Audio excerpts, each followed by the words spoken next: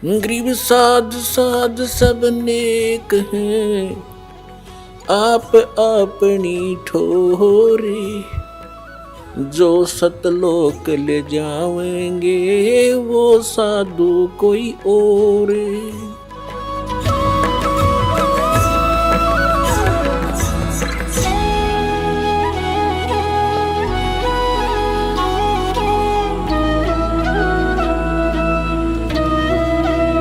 आत्म कल्याण होगा अपनी सदग्रंथों श्रीमद् भगवद गीता में वर्णित विधि और उसके अनुसार की गई साधना से। और वो साधना केवल परमात्मा ही बताते हैं, क्योंकि श्रीमद् भगवद गीता में जो गीता ज्ञान दाता है वो केवल अपने सतर की भक्ति ही बता रहा है। और पूर्ण मोक्ष यदि चाहिए अर्जुन किसी भी भक्त को, अर्जुन के माध्यम से सर्व मानव समाज को संदेश दिया गया, तो उसको चाहिए कि वो तत्वदर्शी संत की खोज करे और फिर उस परमेश्वर की शरण में जावे, उसके तत्वदर्शी संत के बताए अनुसार साधना करके उस परमेश्वर की शरण में जावे, जहाँ जाने के बाद साधक फिर लौटकर कभी संसार में नहीं आते। और गीता ज्ञानदाता अपनी साधना बताता है कि अर्जुन तेरे और मेरे, अपनी सतीथि बताता है, अपना सामर्थ्य बताता है कि अर्जुन तेरे और मेरे बहुत जन्म हो चुके हैं, तू नहीं जानता मैं जानता हूँ। श्रीमद् भगवद गीता अध्याय नंबर 4 के श्लोक नंबर 5 और 9 में, श्रीमद् भगवद गीता अध्याय नंबर 2 के श्लोक 12 में, गीता अध्याय नंबर 10 के श्लोक नंबर 2 में गीता ज्ञानदाता स्पष्ट करता है कि अर्जुन तेरे और मेरे बहुत जन्म हो चुके हैं, तू नहीं जानता मैं जानता हूं।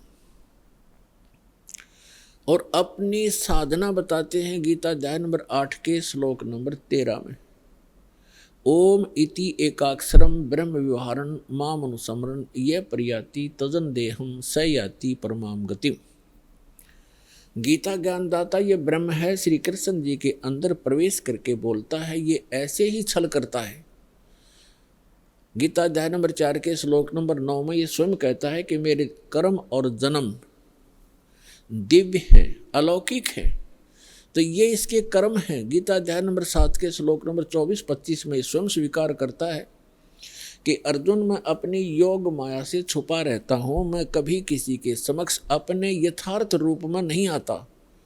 और ये मूर्ख लोग जन समुदाय मुझे कृष्ण रूप में, व्यक्ति रूप में आया हुआ मान रहे हैं, मैं कृष्ण नहीं हूँ। जो भूत की तरह, प्रेत की तरह बोल रहा था उसके अंदर कि मैं कृष्ण नहीं हूँ, मैं तो अपनी योग माया से छुपा रहता हूँ। गीता अध्याय नंबर 11 के श्लोक नंबर 32 में कहता है कि अर्जुन मैं काल हूँ और अब मैं परवर्त हुआ हूँ, अब आया हूँ। श्री कृष्ण जी तो पहले विद्यमान थे, उन्होंने पहले कभी अपने आप को काल नहीं कहा और उसके बाद फिर कभी अपने जीवन में अपने आप को काल नहीं कहा।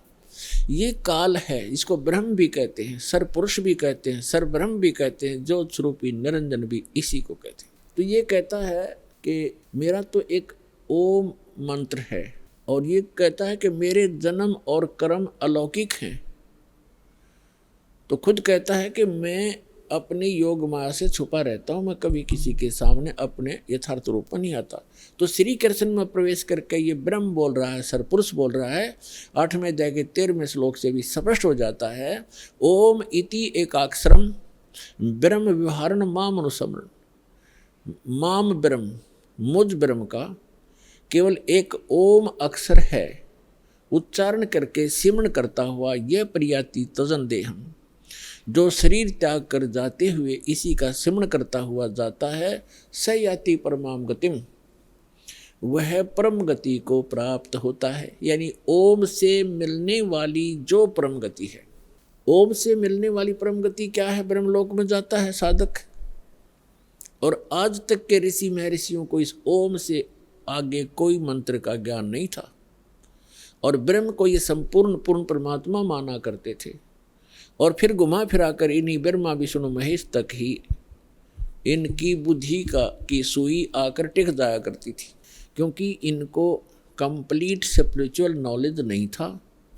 कारण क्या है कि वेदों में ज्ञान तो उस पूर्ण परमात्मा का अधिक है, ऐसे ही श्रीमद् भगवद गीता में ज्ञान तो पूर्ण परमात्मा का ही संपूर्ण उस अधिकतर है, लेकिन पूजा की विधि केवल ब्रह्म तक की है। और गलती से इन ऋषि महर्षियों ने सतगुरु के अभाव से इस ब्रह्म को पूर्ण परमात्मा भी कह दिया, इसको पूर्ण ब्रह्म भी कह दिया, इसी को पूर्ण ब्रह्म मान लिया ब्रह्म को, जबकि ये स्वयं स्वीकार करता है कि वो परम अक्षर ब्रह्म तो कोई और है, मुझसे भिन्न है, और उसकी साधना करने से पूर्ण मोक्ष होता है। गीता के यथार्थ विश्लेषण की जानकारी के लिए पढ़ें पुस्तक गीता तेरा ज्ञानामृत।